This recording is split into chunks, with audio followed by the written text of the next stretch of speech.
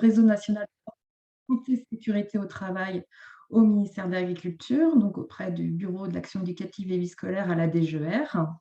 Donc aujourd'hui, nous retrouvons sur le webinaire Former les jeunes à la prévention des risques professionnels dans la filière équine, webinaire qui se déroulera en 5 phases. Donc, premièrement, avec 4 témoignages successifs de différentes régions sur différentes thématiques, bien sûr en lien avec notre sujet, et une dernière partie donc de questions-réponses.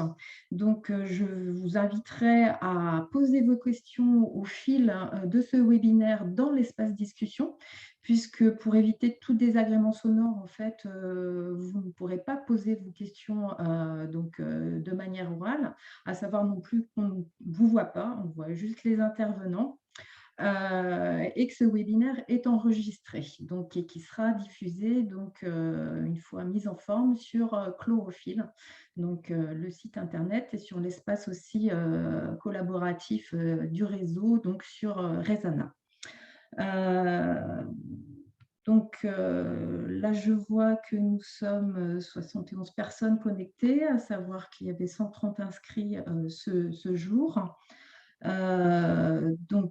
Nous allons commencer. Je vais demander à Myriam de bien vouloir effectivement lancer l'enregistrement de ce webinaire. Et pour commencer, je vais donner la parole à Franck Feuillat, donc chef du bureau de l'action éducative et scolaire à la DGER. Bonjour à vous toutes et à vous tous. Je suis vraiment très heureux de participer à ce webinaire sur la filière équine. Et je souhaitais déjà remercier Sophie Cabel pour l'organisation de ce temps avec AgroSup Dijon. On travaille beaucoup avec les établissements d'enseignement supérieur, en particulier donc l'Institut Agro de Dijon. Merci aussi à tous les collègues en établissement qui vont témoigner et qui vont apporter un éclairage en matière de santé et sécurité au travail, je dirais entre guillemets, dans le monde équin. Et un grand merci également à la CCMSA et au MSA, avec qui nous avons entamé un gros travail, et j'y reviendrai juste après. Alors, vous comprendrez que la santé et sécurité au sens large dans l'enseignement agricole est un vrai enjeu pour 2 raisons. D'abord parce que les parents, quand ils nous confient leurs jeunes, eh bien, nous en assumons toute la responsabilité, et en particulier pour des jeunes qui vont en stage en entreprise, où on sait que nos filières peuvent être accidentogènes. Donc, 1, c'est un transfert de responsabilité, et 2, parce que nous formons aussi des jeunes pour demain. C'est-à-dire que les jeunes que nous formons aujourd'hui seront des futurs professionnels, et les questions de santé et sécurité au travail et l'éducation à la santé et sécurité au travail est de ce fait très important. Et le troisième point quand même qui est important, c'est que nous avons des jeunes dans nos systèmes de formation, et on le sait, c'est prouvé par toutes les enquêtes, que les questions de santé et sécurité au travail est primordiale, puisque la majeure partie des accidents se font quand les jeunes sont effectivement entrants, soit chez nous, soit dans le monde professionnel. Pour aller très très vite, ce qu'il faut que vous sachiez, c'est que nous avons eu un audit du CGAER sur tout ce qui est lié à la sécurisation sur les lieux de stage en particulier, mais plus globalement sur les jeunes quand ils sont en situation professionnelle. Et cela nous a conduit à renforcer notre plan d'action que nous avions déjà entamé autour de 4 grands points. Le premier point, c'est l'appropriation de la réglementation, parce qu'on s'est rendu compte que ce n'était pas toujours le cas. Le deuxième point, c'est de renforcer encore plus l'intégration de la santé et sécurité au travail dans nos référentiels de formation, et c'est ce qui va se passer en particulier avec la rénovation des baccalauréats professionnels. Le troisième point, c'est effectivement d'éduquer au risque professionnel. On ne peut pas faire un cours théorique sur les risques professionnels et sur la santé et sécurité au travail, car cela n'aurait pas de sens envers les adolescents que nous avons. Donc, nous devons donner du sens, éduquer au risque professionnel. Et le quatrième axe que nous nous sommes donné, et c'est pour ça que nous nous retrouvons aujourd'hui, c'est de vous appuyer, de vous accompagner en matière de santé et sécurité au travail, tant au niveau des établissements publics et privés sous contrat, et je suis très heureux que toutes les familles de l'enseignement agricole soient présentes aujourd'hui, mais aussi les autorités académiques. Et je remercie tous les collègues en SRFD qui sont impliqués dans ce qui est lié effectivement au risque professionnel. Alors, plus particulièrement sur le monde équin, je dirais un triple enjeu de ce que nous faisons aujourd'hui et que ce que nous allons continuer à faire. Le premier, c'est tout ce qui est troubles musculo-squelettiques, par rapport aux jeunes dans l'exercice, effectivement, de l'équitation. Ça, c'est le premier point. Le deuxième point, c'est en matière de sécurité, de la relation à l'animal. Et je discutais avec l'IFCE il n'y a pas très, très longtemps, et c'est un vrai sujet. Hein, et j'en discutais d'ailleurs aussi à la garde républicaine, c'est exactement la même situation. Et le troisième enjeu, c'est tout ce qui est RPS, les risques psychosociaux. Et il faut que nous ayons une attention particulière, parce que j'ai entendu beaucoup de choses ces derniers temps sur les risques psychosociaux, et en particulier au niveau des jeunes filles. Alors, ce triple enjeu, bien évidemment, nous le partageons avec les organisations professionnelles, avec l'IFCE, que j'indiquais tout à l'heure. Et donc, c'est pour cela que je suis très heureux que nous ayons ce premier temps de webinaire avec vous toutes et vous tous, avec un nombre relativement important de participants. Donc, cela veut dire clairement que c'est également un enjeu que nous partageons collectivement au sein de l'enseignement agricole. Et donc, véritablement, pour moi, c'est un premier temps. Il y aura d'autres temps, et en particulier au travers de la convention que nous avons avec la CCMSA et le ministère du Travail. Et je pense que c'est un accent que nous devons porter sur les filières équines et sur le monde équin. Voilà en quelques mots l'introduction que je voulais faire, parce que je sais que je peux être très long et nous n'avons pas beaucoup de temps, donc je laisse la parole aux intervenants.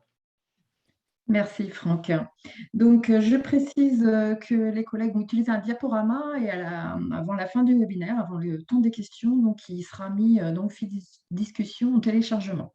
Donc, pour commencer, je vais passer la parole à Nadège Mallet pour la région Auvergne, conseillère en prévention des risques professionnels, qui est accompagnée de Philippe Plantif, enseignant d'équitation, au lycée Georges Sand à Yssingeaux, et de Léna Bab en première CGEH, donc également dans ce même lycée. Merci. Bonjour, donc Nadège Mallet, conseillère en prévention. Voilà, aujourd'hui, je suis donc accompagnée, alors attendez juste que je mette en plein écran voilà, de Philippe Plantif et Léna. Depuis longue date maintenant, nous avons un partenariat avec le lycée Georges Sand. Excuse-moi, le diaporama n'apparaît pas. Si tu penses à l'avoir mis. Dommage, oui, je l'ai sous les yeux, moi. Mince, écran partagé. Voilà.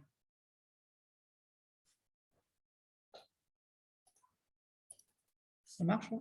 Excusez-moi. Voilà. C'est bon? Oui. Ouais.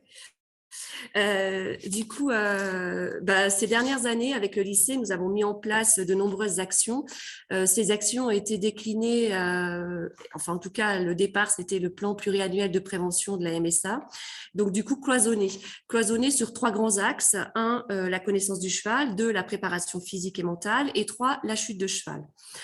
Fort de ces 5 ans passés sur la filière et avec les jeunes, nous avons fait un peu le point avec Philippe, et notamment nous sommes posé des questions en tout cas sur cette question de chute de cheval, et notamment pour avoir une vision un peu plus globale de ce sujet. En effet, lorsqu'on parle du cheval, on s'est rendu compte que parler du cheval, ok, mais c'était aussi surtout le connaître finement, tant sur ses caractéristiques que sur ses perceptions sensorielles. En fait, on s'est dit comment on peut obtenir le meilleur du cheval si on ne le connaît pas finement, et pour travailler aussi bien sûr avec cette notion de sécurité derrière. Puis, on s'est posé également la question du cavalier. On a beaucoup parlé du cavalier professionnel, donc du cavalier sportif, donc du coup, de l'hygiène de vie de ce sportif également. Il faut savoir qu'en Auvergne, on a essentiellement des petits centres équestres. Donc, le cavalier, il a souvent plusieurs casquettes. Il est cavalier professionnel sur des concours le dimanche. Il peut être aussi palefrenier dans la semaine, responsable de centre équestre, moniteur, etc. D'où l'importance pour nous de faire des liens entre la santé, la sécurité, les performances. Et quand je mets performance, je mets un grand S derrière, parce que j'entends bien sûr la notion travail, mais pas seulement. Quand je parle du cavalier professionnel, donc du cavalier sportif, je pense à la performance sportive, donc au concours. Mais quand je pense au cavalier travailleur, je pense aussi à sa santé, et je pense à ce cavalier qui fait peut-être un concours le dimanche, mais qui le dimanche soir, le lundi, mardi et les autres jours de la semaine doit assurer auprès de ses chevaux les soins quotidiens. Donc, c'est avec toutes ces notions que nous avons repensé ce module et revu l'approche que nous pouvions avoir sur cette question de gestion de la chute. Bonjour à tous, donc Philippe Lantif, enseignant au lycée agricole d'Issingeaux Georges Sand. Donc je suis professeur de zootechnie, hippologie et équitation. Et donc je me suis un petit peu occupé de ce module apprendre à chuter, gestion de la chute. On l'a appelé de différentes façons au fil des années. Au tout début, c'est vrai qu'on avait orienté ce module plutôt sur apprendre réellement à tomber, à chuter, en axant ce stage sur plutôt du judo et de la chute à partir de chevaux. Et puis, avec le regard croisé de Nadège, des élèves, de moi, de l'administration, on a fini par orienter progressivement ce stage avec des apports théoriques, en conservant bien sûr la partie gestion de la chute à base de judo, mais on a rentré à l'intérieur de ce module des histoires de nutrition sportive, comme l'a précisé Nadège, l'importance du sommeil pour un sportif, d'avoir un sommeil réparateur, le problème des risques de conduite addictive, comme le fait de regarder trop longtemps les écrans le soir, ainsi de suite. Des notions aussi sur le comportement du cheval, parce que ça, c'est, je pense, primordial. Si on veut être performant, il faut bien connaître l'animal avec lequel on travaille. Et puis, une notion aussi qui me tenait à cœur, qui était le cavalier, c'est un sportif, mais c'est souvent un sportif qui s'oublie et qui oublie de s'échauffer avant de monter à cheval. Et beaucoup de traumatismes viennent de ce point de départ. Voilà, donc on a essayé de mettre un petit peu toutes ces notions dans ce module et en conservant effectivement l'approche judo pour arriver à la fin du stage sur des chutes à cheval. Alors, cette formation, elle s'échelonne sur 3 semaines. Au départ, on avait fait 1 semaine entière. C'était un petit peu trop conséquent, un peu trop traumatisant pour les élèves, on va dire. Et du coup, on est arrivé sur un format où on a 1 jour ou 1 jour et demi échelonné sur 3 semaines, en fait. Ce qui est beaucoup mieux pour les élèves, parce que ça leur permet de prendre le temps de comprendre, d'assimiler, de se réparer des fois, parce qu'il y a des chutes quand même, donc on peut se faire un peu mal. Et du coup, je pense que cette formule commence à bien fonctionner. Du coup, maintenant, je vais peut-être demander à Léna d'intervenir. Non, pardon, Nadège. Donc, vous l'aurez compris, l'objectif de ce module de formation était vraiment de changer la représentation qu'on peut avoir des cavaliers et des métiers. Et d'avoir surtout une vision un peu plus systémique de cette question et de la filière aussi, et du travail porté sur la filière. Car être en bonne santé physique et mentale, ça permet de faire du sport, bien sûr, d'être un cavalier, mais pas seulement, ça permet aussi de se sentir bien au travail. En fait, on s'est posé des questions très simples avec les élèves, c'est comment je peux me lever le matin pour aller curer les box si j'ai mal dans mon corps, si j'ai mal au dos. Comment je peux performer sur un concours si la veille de ce concours, j'ai eu des ennuis sur le centre équestre qui ont fait que je me suis couchée tard, que j'ai pas bien dormi, que j'ai pas bien mangé, etc.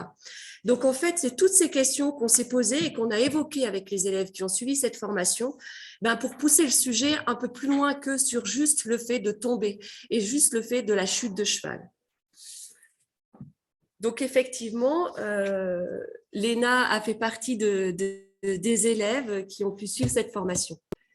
Alors du coup, on a demandé à Léna de venir pour qu'elle puisse témoigner. On lui a posé la question de savoir est-ce que ce stage avait changé des choses pour elle? Est-ce qu'elle avait modifié des comportements ou est-ce qu'elle avait demandé des choses particulières, par exemple au niveau de son centre équestre ou de l'établissement? Alors on va lui laisser la parole en lui demandant de nous expliquer un peu ce que cette formation lui a apporté.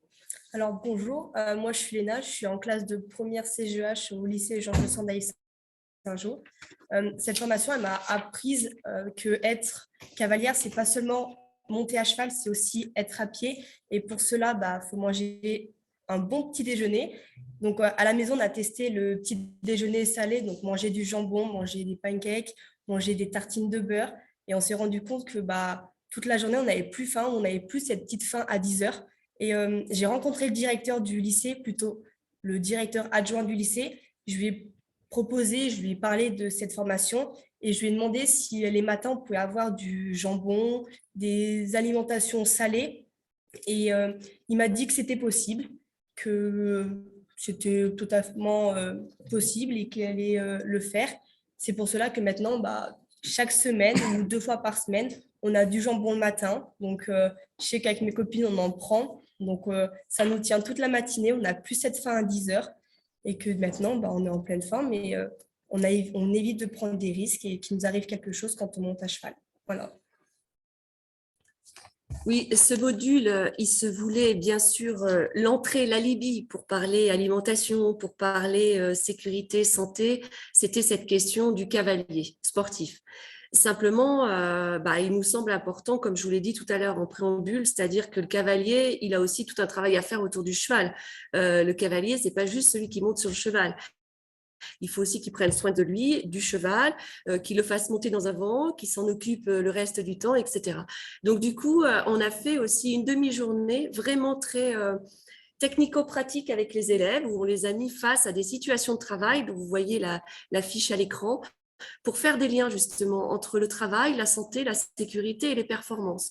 Quand je parle de performance, attention, je ne parle pas de performance, c'est pas énorme, c'est des petits objectifs, c'est-à-dire que je dois partir sur un concours, je dois faire rentrer mon cheval dans un vent, est-ce que ça se passe bien, est-ce que ça se passe pas bien, si ça se passe pas bien, pourquoi?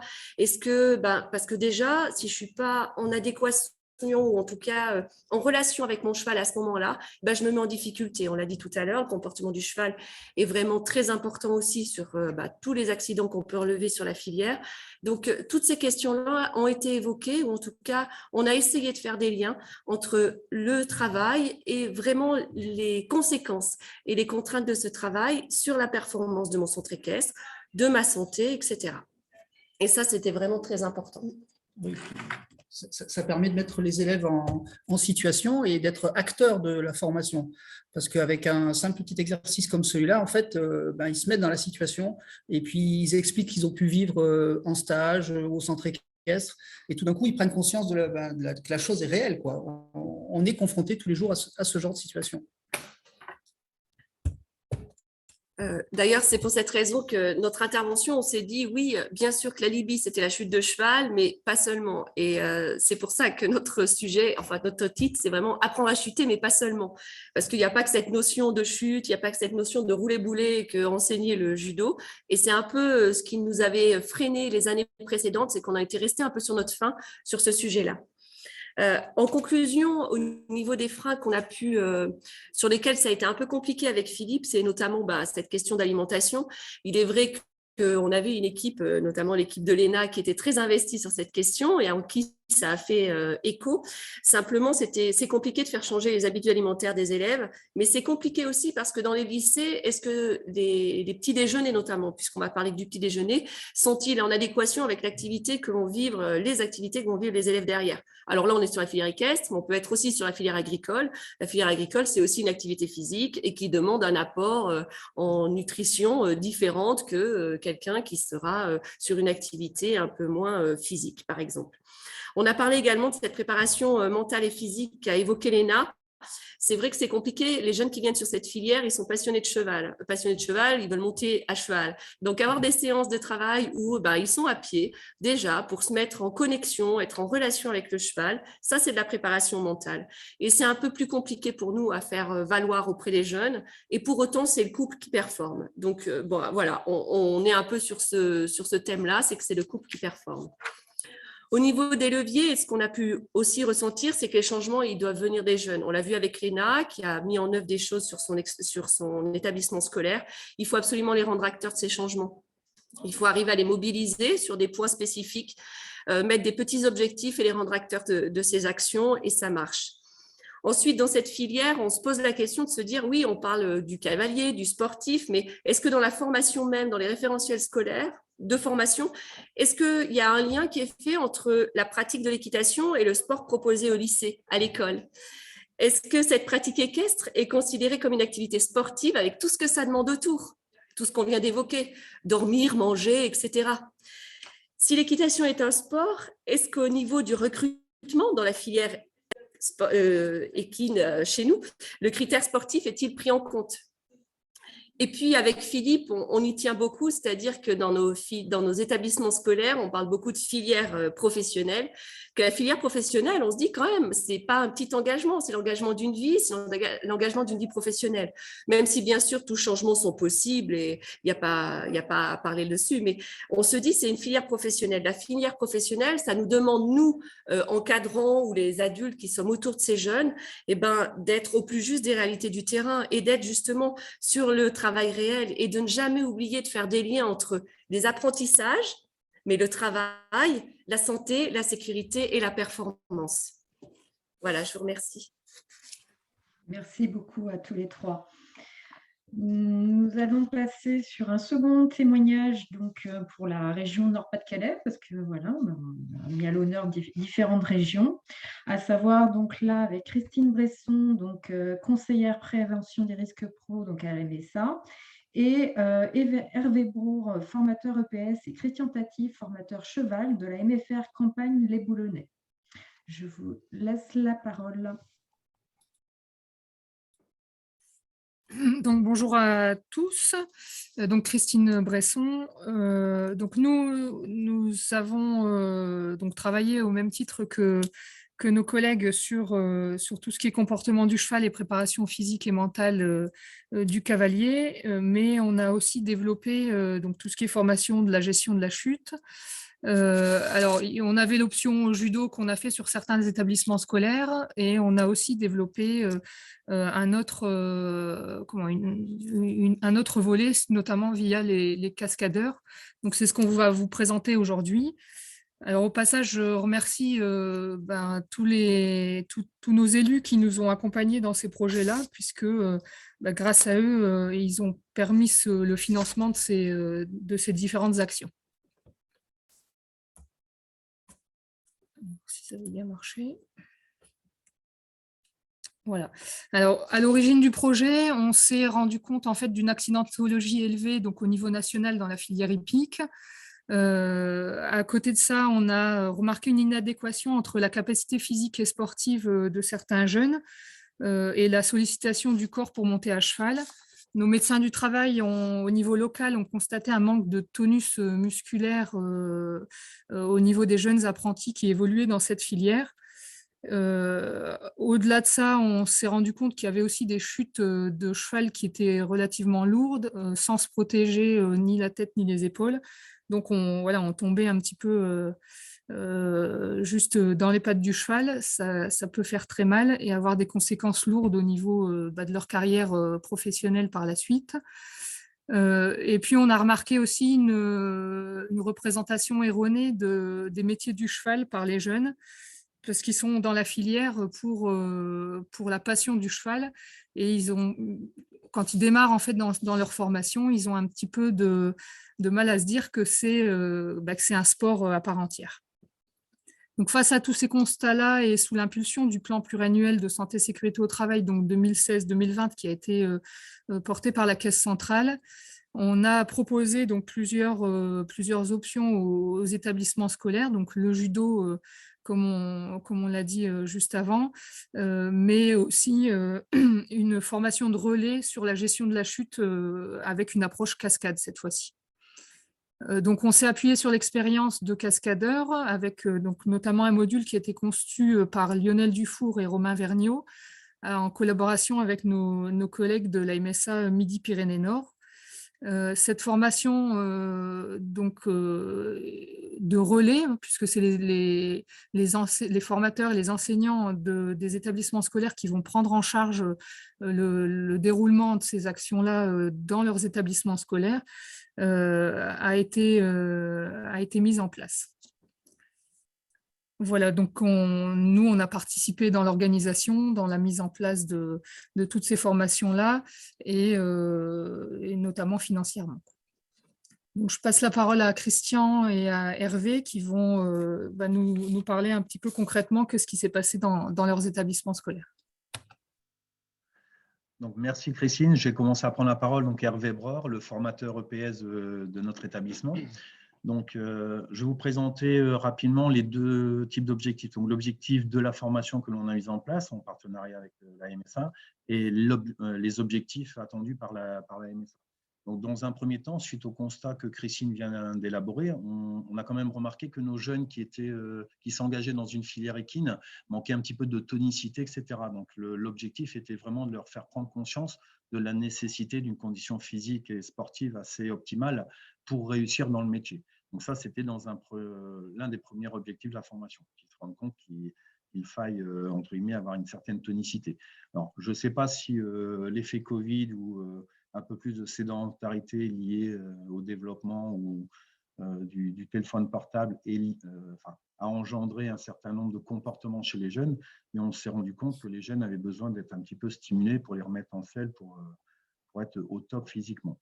On a eu également, comme le disait notre collègue d'Auvergne, des interventions également sur la préparation physique et mentale du cavalier, sur lesquelles notre intervenant disait bien que le corps, c'était bien l'outil de travail des jeunes pour ce métier, dans le métier de l'équitation. Donc, pour ce faire, les objectifs de la formation, nous, on accueille des jeunes de la seconde dans le cadre, pour préparer au bac CGEA et CGEH. Donc, en fait, j'ai empiété un petit peu sur mes codes-parts de séances d'EPS pour préparer un petit peu ces notions de chute, etc. Donc, tout simplement en souhaitant développer un échauffement, pas que spécifique sur l'activité qui allait être proposée en EPS, mais systématiquement un échauffement qui serait un petit peu complémentaire en vue de la préparation de cette sensibilisation à la chute de cheval. Donc, l'utilité de travailler avec les tapis de différentes épaisseurs, tapis de judo, tapis de saut monteur, etc. On verra des photos par la suite qui agrémenteront un petit peu notre récit. Donc, pour entraîner ces jeunes à la chute, en fait, c'était surtout de leur faire développer des mécanismes sécuritaires pour appréhender au mieux cette chute. Donc, ça, c'est essentiellement l'objectif de notre formation. Okay. Par rapport à la MSA, en fait, l'objectif de la MSA, il était quand même assez multiple aussi. C'était de sensibiliser les jeunes à ces risques professionnels. On se rend compte que c'est quand même une filière très accidentogène également. De nombreuses fois, on voit des jeunes qui reviennent de stage avec un genou plus ou moins en attelle ou une entorse ou des choses comme ça. Donc, il fallait essayer de limiter ces risques en vue de limiter ces blessures. Le deuxième objectif de la MSA, vous l'avez bien compris, c'est que la MSA souhaitait que sur chacun des établissements, on puisse être autonome pour préparer nos jeunes à cette sensibilisation à la chute. Et le troisième point que vous pouvez voir également, c'est par ce biais-là de faire rencontrer un petit peu le formateur d'EPS que je suis et mon voisin Christian Tati, qui va se présenter par la suite, pour créer un binôme EPS équitation. Donc, afin qu'on travaille bien tous les deux dans le même sens. Donc, je vais en profiter pour lui passer la parole et je reprendrai la parole à la suite pour commenter quelques petites photos. Christian. Bonjour à toutes et à tous.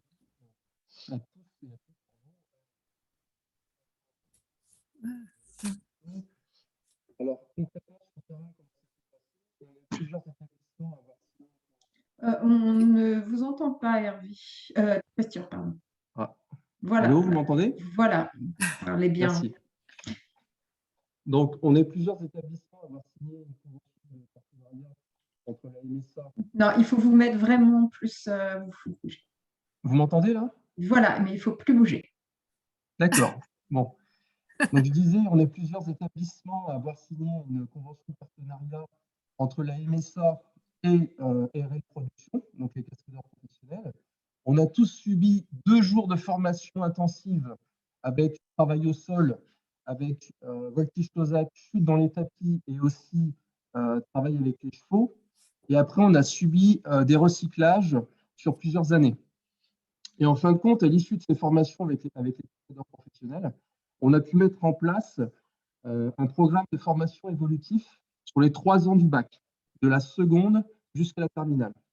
Donc là, je vais laisser la parole à M. Hervé, parce que c'est lui qui va gérer, en fin de compte, le début. Alors, comme vous pouvez le deviner, notre binôme fonctionne ainsi, c'est-à-dire que moi, je suis plus dans la salle de sport et Christian est plus sur les séances d'équitation. Donc, dans un premier temps, notamment à partir de la seconde, vous voyez quelques photos qui peuvent illustrer. C'est-à-dire qu'on est amené également, dans le cadre des échauffements, à retravailler un petit peu de cardio, parce qu'on se rend compte que même en termes de souffle cardio, c'est un peu compliqué. Donc, on préconise ces échauffements qui sont spécifiques sur l'activité que je puisse faire également, que ce soit du sport de raquette ou du sport collectif, il n'y a pas de souci. C'est-à-dire qu'on préconise des séances d'une heure, une heure au préalable liées avec un échauffement, sur lequel il y a un échauffement général, il y a un échauffement spécifique lié à la chute.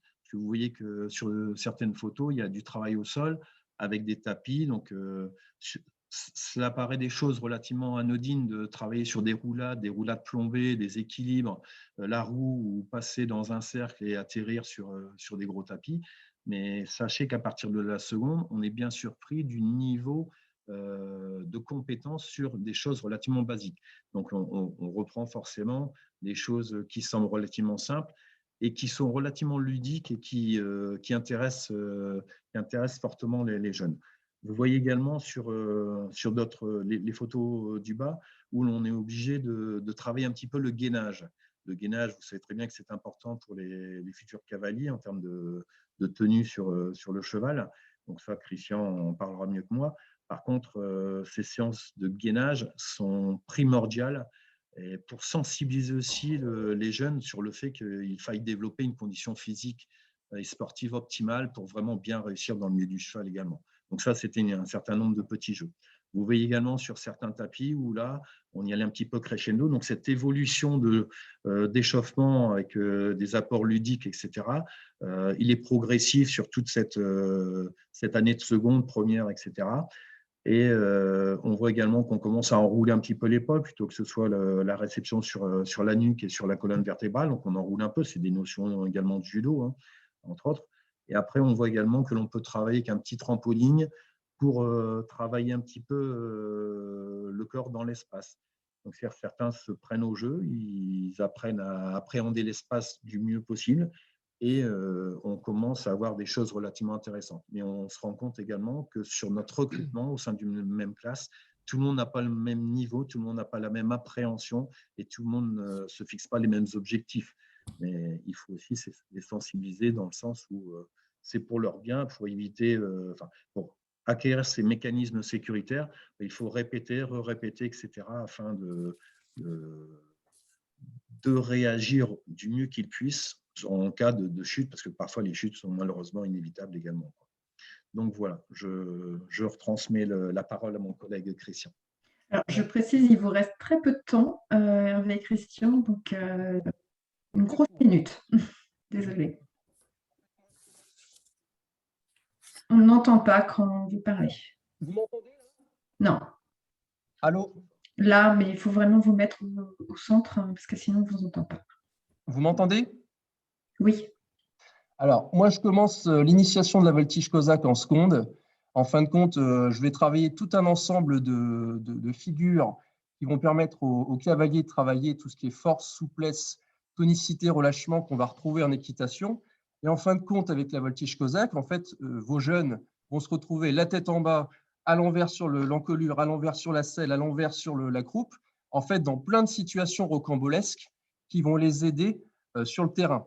Et en fin de compte, cette progression en voltige cosaque va les amener progressivement à pouvoir travailler la chute. Parce que s'envoler d'un cheval, qu'il soit vivant ou non vivant, d'1,50 m, il faut avoir le cran de le faire.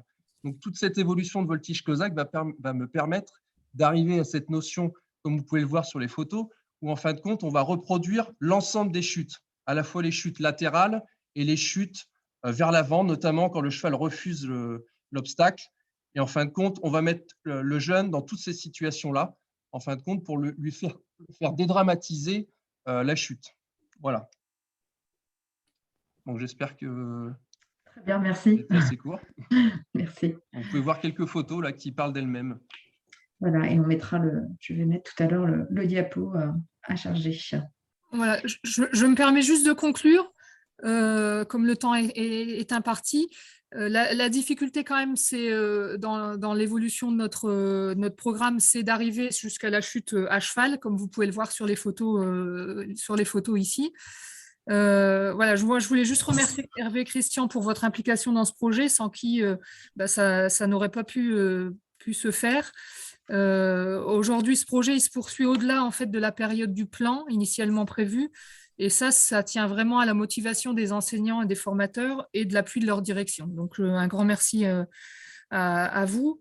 Et puis, au-delà de tout ça, j'espère que grâce à ce webinaire, cette expérience locale pourra contribuer à l'évolution en fait, des programmes officiels dans les formations et pourquoi pas l'organisation de formations initiales en grande région, voire au niveau national. On aurait atteint l'objectif final. Voilà, merci à tous pour votre écoute. Merci. Je vais vous demander de départager l'écran, voilà, pour que les collègues puissent prendre la suite. Donc, on va passer sur la région Mayenne-Orne-Sarthe avec Guillaume Godefroy, donc conseiller prévention des risques professionnels de la MSA, et Claire Dufeu, directrice de l'atelier EPIC de l'Agricampus de Laval. Tout à fait, merci. On va essayer de faire court parce qu'on aimerait bien laisser du temps aux questions qui devront suivre.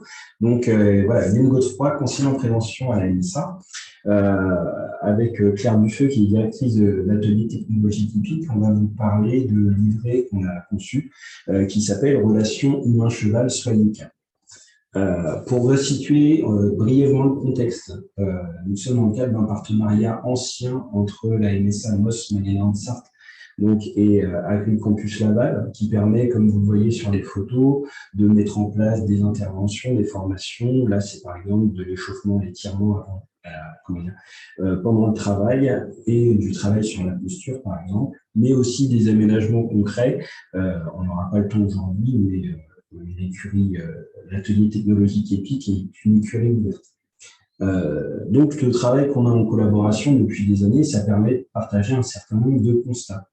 Dans les constats qu'on a partagés, on en a parlé au tout début, on a que la majorité des accidents concernent les nouveaux en écurie.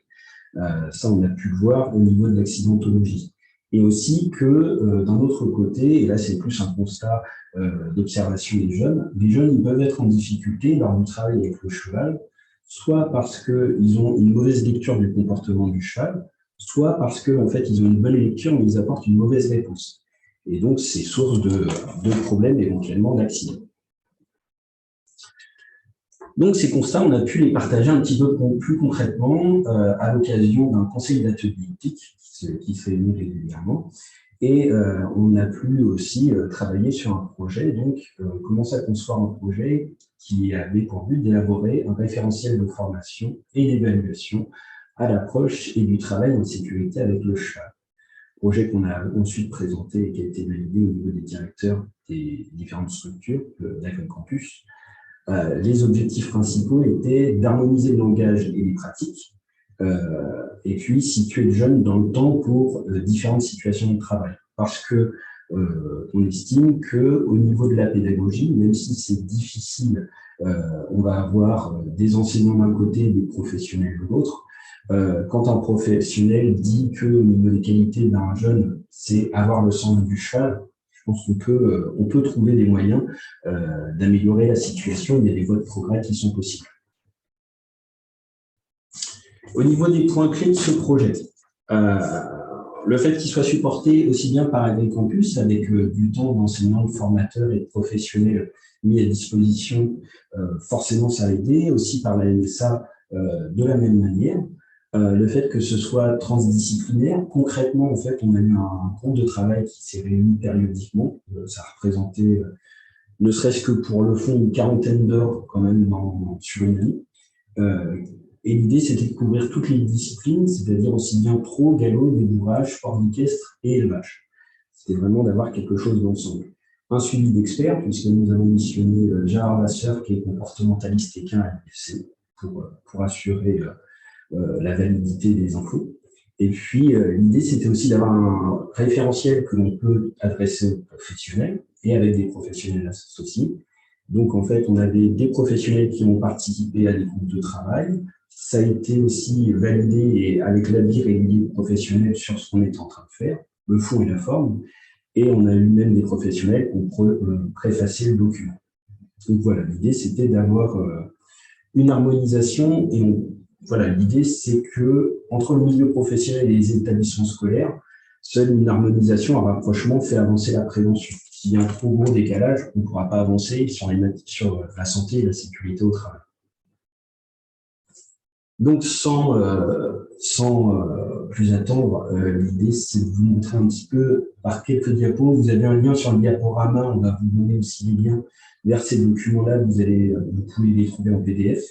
C'est de créer donc un document un livret relation au cheval, qui parle d'une actualisation des connaissances sur le cheval en quelques mots.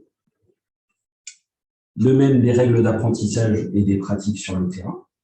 Et puis, une des particularités, c'était de parler des savoir-être avec le cheval, parce que finalement, on s'est rendu compte, en faisant un peu de revue de littérature, que la notion de savoir-être, elle est souvent peu abordée, alors qu'en fait, elle est prépondérante dans la pratique. Si je le dis en quelques mots, le fait de ne pas arriver stressé, de ne pas arriver préoccupé par autre chose, quand on arrive par exemple dans un box, savoir déjà un petit peu ce qu'on va demander au cheval, comment le cheval peut réagir, avoir pris le temps de respirer, tout simplement. Et bien en fait, ça fait la différence dans le concret, et on est attentif à ce qu'on va faire et comment le cheval va réagir. Et donc, c'est d'autant plus de garantie d'être en sécurité et d'apporter les réponses attendues derrière. Et donc, à la suite de ce document, on va avoir 16 fiches pratiques qui concernent des situations caractéristiques de travail à pied. Donc là, vous en voyez quelques-unes là.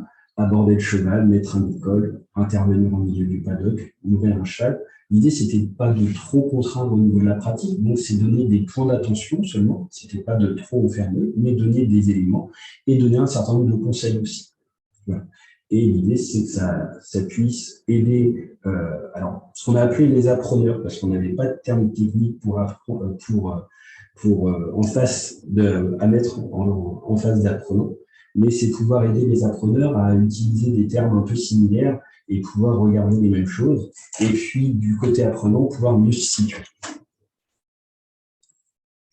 Deuxième outil qui fait partie des outils CAP, c'est des grilles d'évaluation.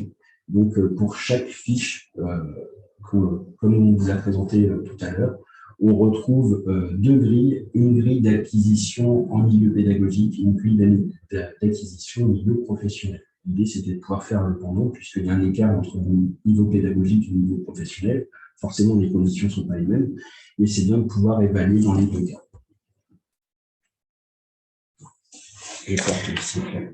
Bonjour, alors moi je veux juste insister sur l'intérêt de ce livret qui est utilisé chez nous depuis un peu plus d'1 an maintenant.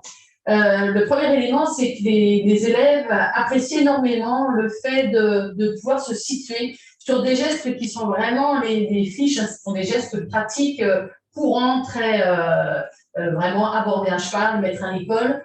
Mais c'est important pour eux, c'est quelquefois des gestes qui sont négligés et qui peuvent, et cette négligence ensuite en milieu professionnel peut avoir des conséquences d'accident. Mettre un licol à un gentil cheval dans un centre de formation, dans un club, on ne prend pas de risque. Mettre un licol sans avoir les bons gestes techniques à un tout jeune cheval en élevage ou un étalon chez un professionnel, voilà, c'est pas la même chose. Donc, il faut que dans le cadre pédagogique, les gestes soient précis, justes, et qu'on puisse les reproduire en situation professionnelle, en sécurité. Et les élèves se rendent bien compte de ça et sont demandeurs et apprécient le fait de savoir se situer par rapport à ces gestes-là.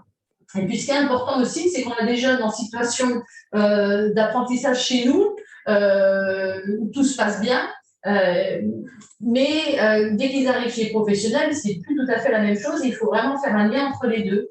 Et il faut que le professionnel, quand il reçoit le jeune, sache, connaît ses capacités du jeune. Parce que quand on leur pose la question, est-ce que tu peux aller chercher un cheval au paddock ou mettre un cheval au paddock, ils vont assez naturellement dire oui, sauf que c'est pas tout à fait, c'est pas forcément vrai qu'ils puissent le faire en sécurité. Donc le professionnel, grâce au livret, sait où le jeune se situe, le jeune sait où il se situe, mais le professionnel qui reçoit les jeunes, il sait également où le jeune se situe, il ne va pas l'envoyer chercher un cheval ou en lâcher un si ce n'est pas acquis déjà en milieu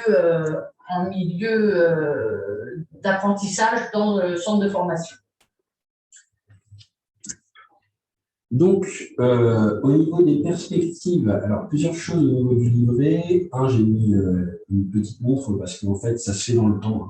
C'est quelque chose, là, on est en train de changer les pratiques, donc en fait, ça s'acquiert, il y a des essais-erreurs comme partout, etc. On voit les limites de l'outil aussi, forcément. Donc, en fait, on essaie de pouvoir avancer de ce côté-là et c'est quelque chose qui se construit dans le temps.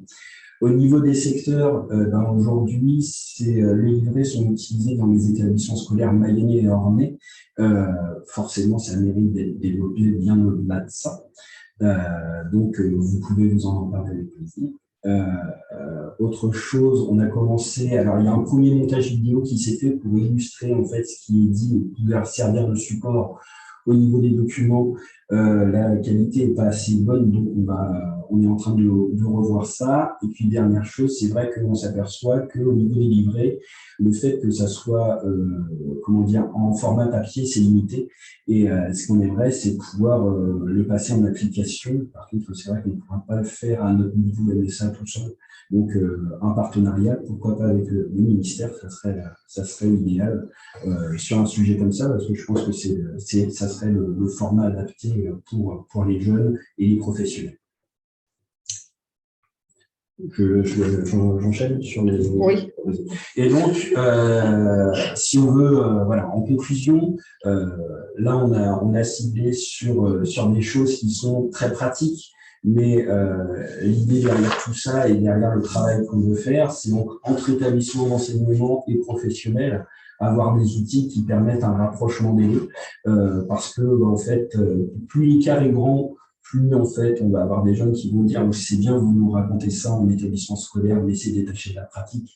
Moi, chez mon maître de stage et mon maître d'apprentissage, ça se passe autrement. Donc, l'idée, c'est vraiment de construire des outils. Là, voilà, j'ai mis quelques notions comme conditions physiques, alimentation, sommeil, préparation physique et mentale, accidentologie. C'est des choses dont on a parlé depuis le début de la réunion, du webinaire, mais c'est vraiment vers ces éléments-là qu'on tend, c'est outiller les établissements d'enseignement et les professionnels de façon à avoir un champ commun lié à la santé et sécurité au travail qui nous permettra d'avancer. Voilà, on vous remercie. Merci. Le temps passe. Je vois, il n'y a pas beaucoup de questions, mais il y en a quand même 2.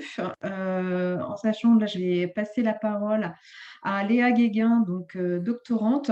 Léa, je vais te demander de faire court. Oui, je vais réduire au max. Merci. Oui, je réduis au max. Alors du coup, bonjour à tous. Moi, c'est Léa Guéguin. Je suis doctorante au laboratoire ETHOS. Donc, c'est un laboratoire de recherche en éthologie animale et humaine, où je suis encadrée par Martine Osberger et Séverine Noirby, et donc en collaboration avec la CCMSA. Et pour ma part, je vais tenter de faire le lien justement avec tout ce qui a déjà été dit précédemment, en vous présentant des informations qui ont été validées scientifiquement dans le domaine de la relation homme-cheval. Alors juste un petit contexte, il y a des études scientifiques qui se sont penchées sur ce domaine-là, puisque comme il a déjà été mentionné, la filière équine, c'est la deuxième filière agricole la plus à risque en termes de fréquence d'accidents du travail, avec des accidents qui sont plutôt à pied chez les professionnels et plutôt à cheval chez les non-professionnels.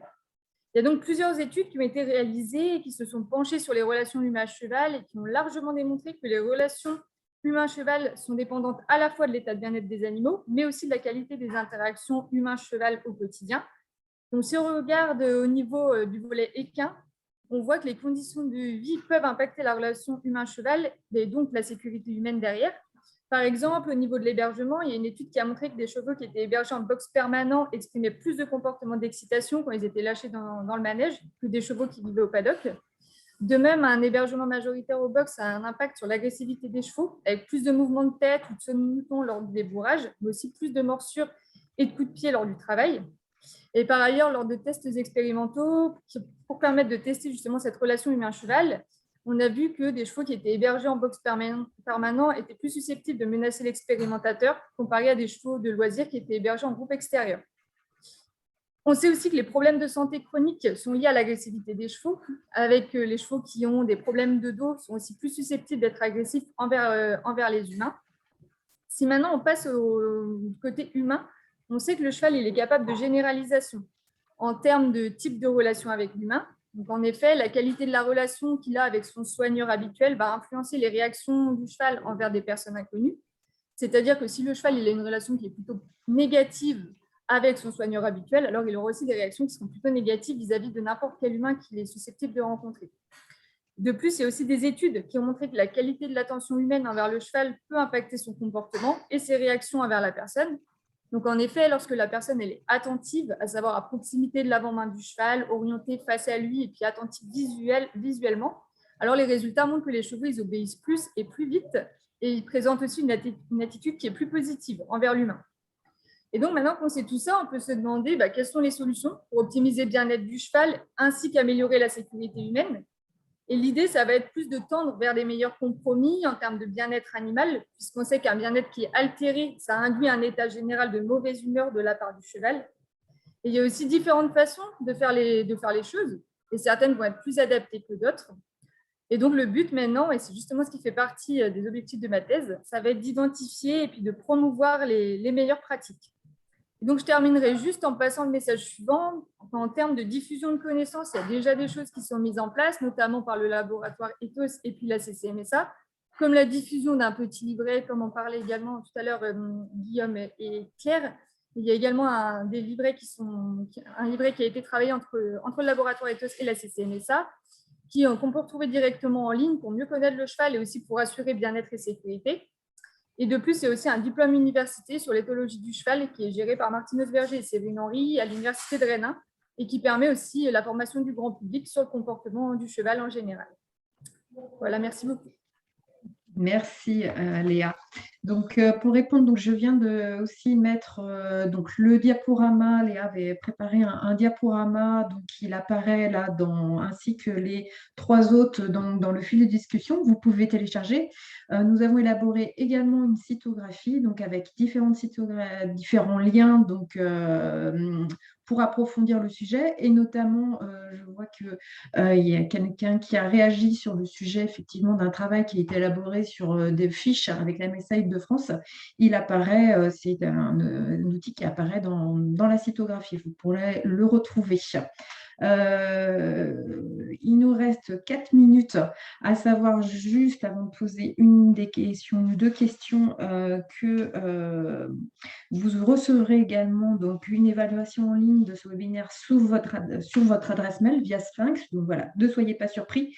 Et comme l'a dit Franck Feuillat au tout début de ce webinaire, le but aussi, c'est de pouvoir voir quelle suite on peut donner à ce premier webinaire en termes de perspective, de réflexion, de travail. Il a été fait comme remarque que durant ce webinaire, on n'a pas abordé la question des EPI dans le milieu équin, chose pourtant importante. Et notamment, voilà, il y avait une question, savoir si ce n'était pas toujours apparemment clairement identifiable les EPI obligatoires en la matière, et notamment concernant le gilet de dos. Je ne sais pas si un collègue peut prendre la parole pour apporter une réponse.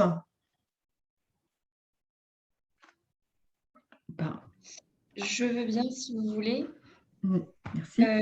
Claude Deschamps, je travaille pour la Caisse centrale de la MSA et les EPI, je les aborde par exemple lors de des commissions de la FNOR, donc pour réviser les normes en fait de ces EPI.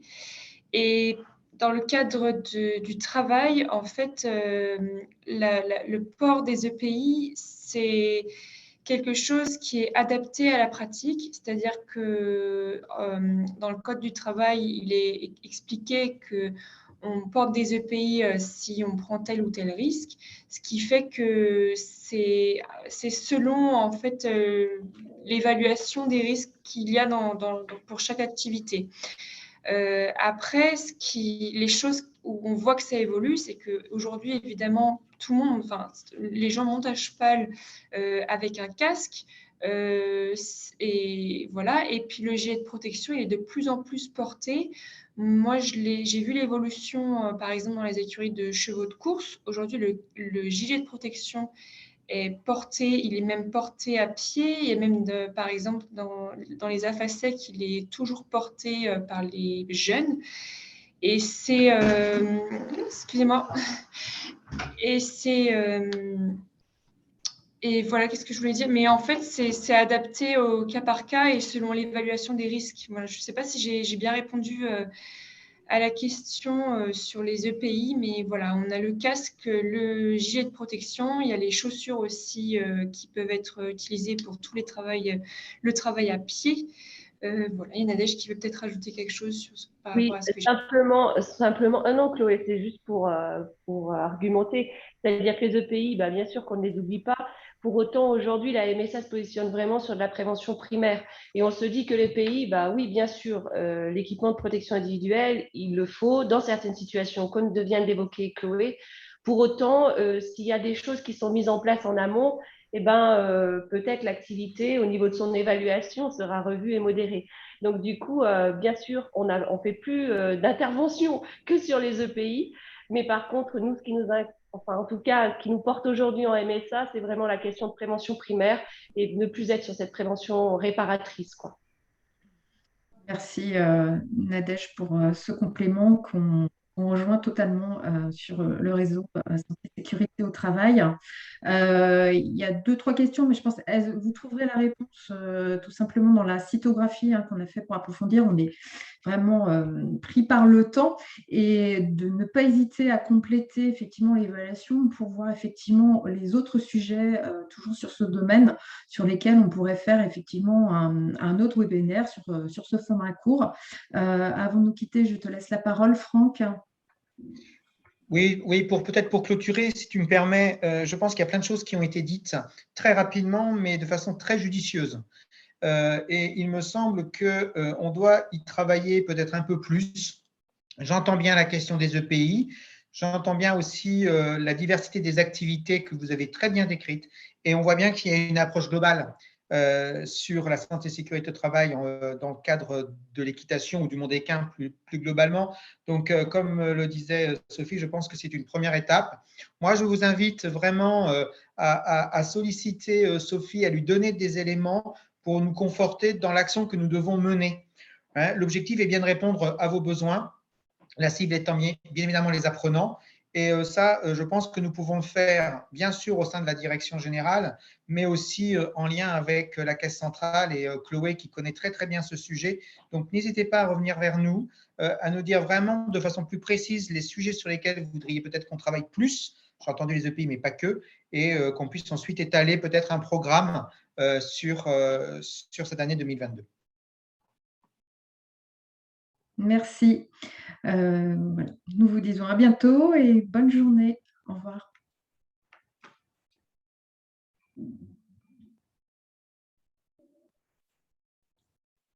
Alors, je remets en téléchargement. Vous les avez dans le flux de discussion. Je les remets à l'instant et vous les retrouverez sur Chlorophylle d'ici probablement la fin de semaine. Et il y aura également sur l'espace Resana les différents diaporamas. Et donc cytographie, bibliographie, si on voit sur des sites internet. Merci.